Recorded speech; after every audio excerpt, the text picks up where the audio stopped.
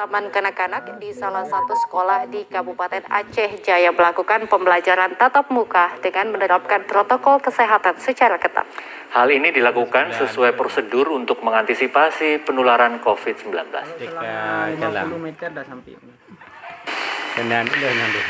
Tingkat pendidikan anak usia dini dan Taman Kanak-kanak di Aceh Jaya sudah memberlakukan sistem belajar tatap muka. Salah satunya TK Putra yang berada di Desa Dayah Baru, Kecamatan Kerung Sabe. Pelaksanaan proses belajar mengajar di sekolah tersebut dilaksanakan dengan menerapkan protokol kesehatan secara ketat. Penerapan protokol kesehatan meliputi mewajibkan memakai masker, cek suhu tubuh, cuci tangan dengan sabun, serta duduk dengan jaga jarak. Bahkan untuk belajar pun juga dilakukan secara bergantian atau shift hanya 18 siswa setiap kelas.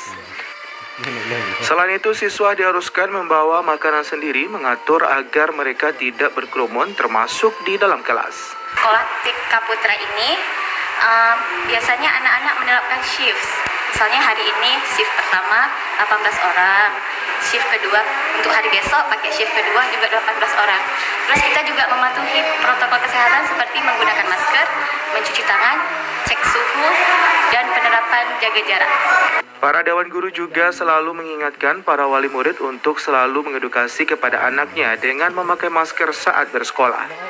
Dari Aceh Jaya, Musliati TVRI Aceh melaporkan. SMA dan